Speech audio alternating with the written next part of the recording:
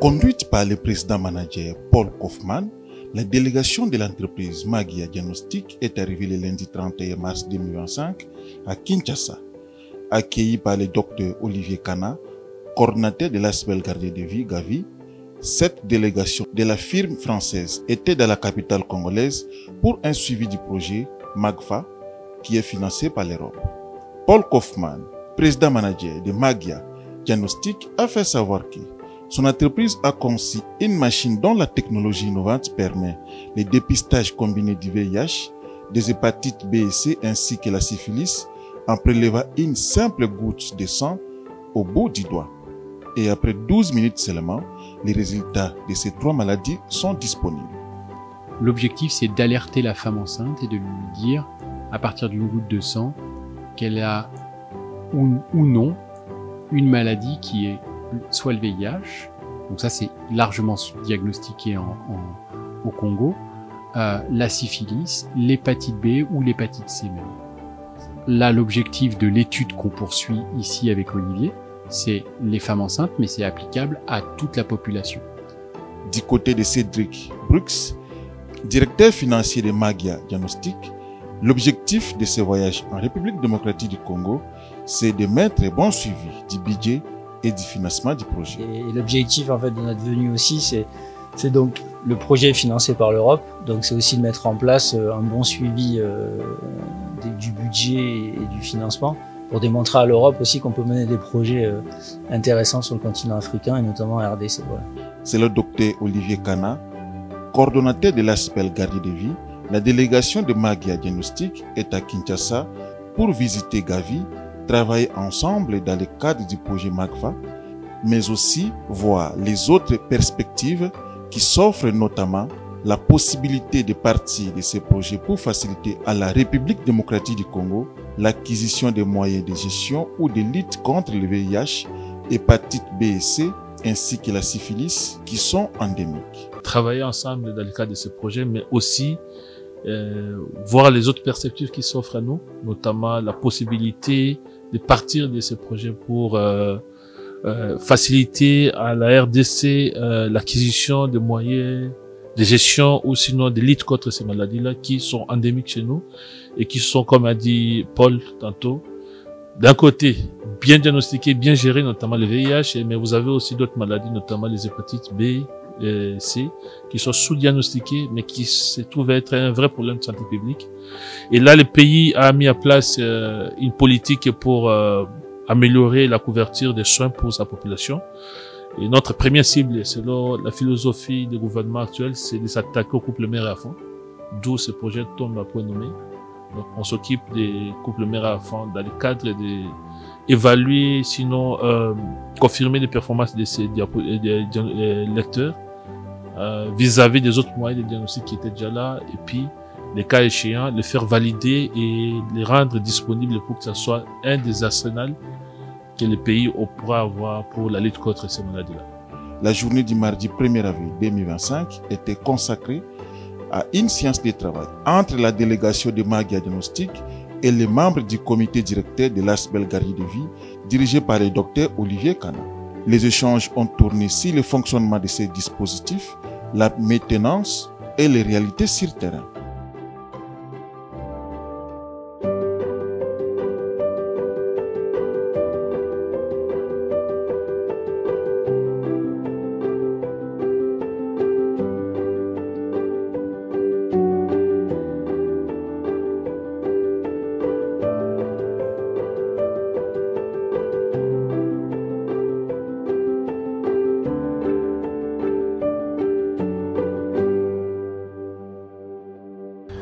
Cette phase principale aujourd'hui, c'est une évaluation d'abord dans le laboratoire du dispositif Magia qui va avoir lieu en fin d'année, et ensuite une évaluation sur le terrain dans différentes zones de santé dans 4 provinces de la République démocratique du Congo sur 7500 femmes enceintes.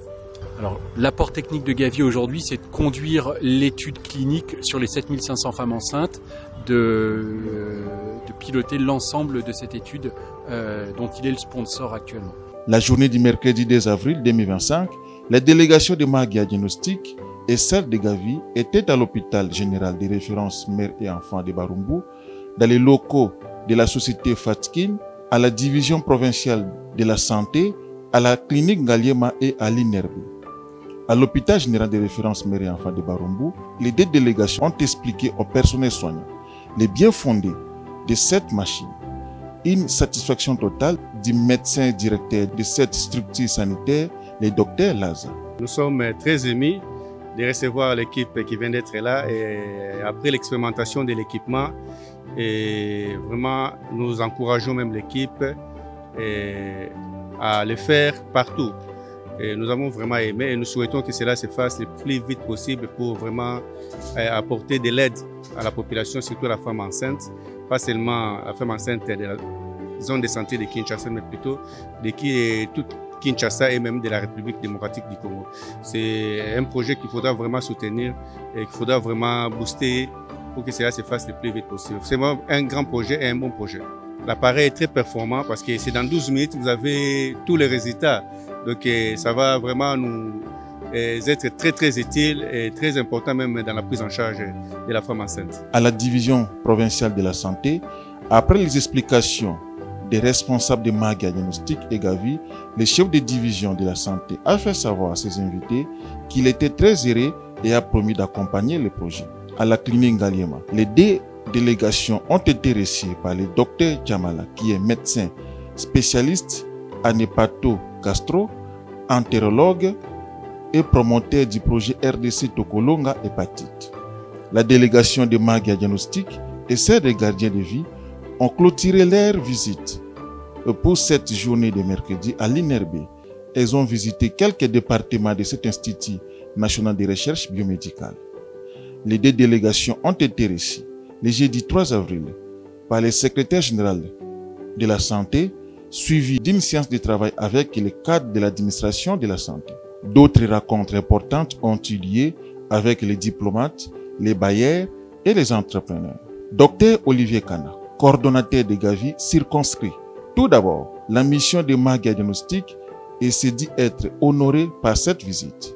Magia, qui est une firme française basée à Grenoble, qui a mis en place un dispositif qui permet à diagnostiquer ou à faire le dépistage de 4 maladies à la fois. Donc avec une goutte de sang, vous mettez sur une cartouche, vous avez la lecture à la fois pour les résultats du VIH, de l'hépatite B, l'hépatite C, syphilis.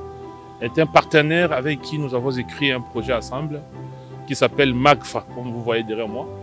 Ce projet est financé par l'Union européenne à travers le mécanisme qu'on appelle EDCTP, qui est un mécanisme qui appuie toute innovation dans les différents domaines. Et nous, ici, il s'agit des domaines de santé. Et donc, nous avons écrit ce projet en consortium, comme les jargons l'exigent. Et ce consortium regroupe à la fois la RDC, la Côte d'Ivoire, le Kenya et la France. Nous avons reçu l'équipe de Magia qui est venue ici pour nous visiter, pour essayer de voir ensemble, où en est-on avec le projet qui a démarré depuis le 1er janvier 2025.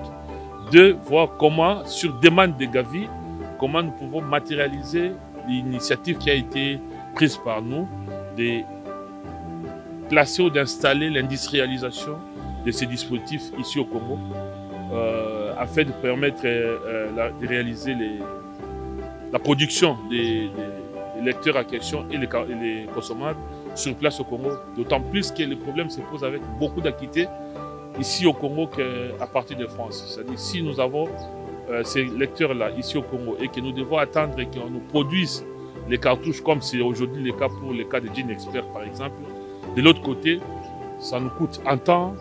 Donc notre démarche qui s'aligne sur notre philosophie en tant que gardien de vie, c'est porter des solutions aux problèmes. Nous avons saisi cette opportunité dans le cadre de ces projets-là qui essaient de valider ces lecteurs au niveau de la RDC. Et après cela, d'autant plus que les lecteurs sera utilisable et adopté, validé au niveau de l'OMS, nous pensions que c'était important d'anticiper aussi sur la possibilité d'installer des usines de fabrication ici en RDC pour que le Congo soit porteur de ces projets avec les hommes d'affaires congolais, avec la partie gouvernementale et avec la trémise des gardiens de vie, installer une filiale de Magia Diagnostic ici en RDC. Quelles étaient les réactions partout où les deux délégations sont passées Dr Olivier Kana affirme qu'elles étaient positives. D'abord, il fallait qu'on présente ces dispositifs-là à tout le monde. Des gens l'ont vu, ils l'ont expérimenté. Nous sommes allés au niveau opérationnel. Donc, nous étions à la zone de santé des Barumbu, au fait, l'hôpital Mère et Afa de Barumbu, où et les personnels au niveau de la structure et les médecins directeurs de l'hôpital, Dr Laza, ils voulaient déjà garder quelques dispositifs pour commencer à l'utiliser. Nous avons dit non, on ne peut pas le faire comme ça. Il y a des préalables et qu'il faut que ça soit d'abord respecté. Donc à ce niveau-là, il y a eu une grande satisfaction au niveau des utilisateurs finaux. Mais aussi au-delà de ces utilisateurs finaux, au niveau stratégique et des décideurs, nous avons été, comme je l'ai dit tantôt, reçus à la fois au niveau du ministère de la Santé, qui est les barons, qui sont les patrons de toutes les démarches ou des innovations pour le secteur de la santé. Et de là, nous avons eu aussi des contacts avec les bailleurs de fonds et tous ces contacts sont restés très positifs. Et nous avons profité en même temps pour se faire une idée de ce qui peut être comme les montages possibles au niveau du pays. Nous avons vu quelques opérateurs économiques et locaux qui, à ce niveau, j'étais les noms, mais qui sont très très positifs. Ils sont prêts à porter ce projet dans un cadre de consortium ou plutôt de joint venture entre la société mère qui est Magia Diagnostic basée à Grenoble, sa filiale qui sera installée ici en RDC et évidemment avec une société locale ici qui travaille déjà avec, dans le secteur de la santé, qui travaille avec le gouvernement congolais. Pour ce qui est de la prise en charge, elle est gratuite et le dépistage aussi est gratuit durant toute la durée du projet. Mais le grand souhait de Gavi, c'est la pérennisation. Donc, pour la première partie du projet qui est en cours, sur les 4 provinces où les structures seront sélectionnées, les dépistages seront gratuits. La prise en charge pour les cas qui seront détectés positifs, elle sera aussi gratuite. Maintenant, pour la phase de pérennisation de l'outil et de son utilisation au niveau du pays, nous appuyons la démarche pour que les coûts d'acquisition soient faibles, afin que les pays aussi en bénéficient comme ces bénéfices. Dr Olivier Kana lance un message à la population congolaise et remercie tous les partenaires. De porter garder des vies, Gavi, à cœur et de soutenir toutes les démarches qui sont faites dans ce sens-là. Auprès des autorités, nous pouvons nous positionner en interlocuteur valable et surtout remercier pour celles et ceux qui nous ont déjà reçus, qui nous prêtent l'oreille attentive.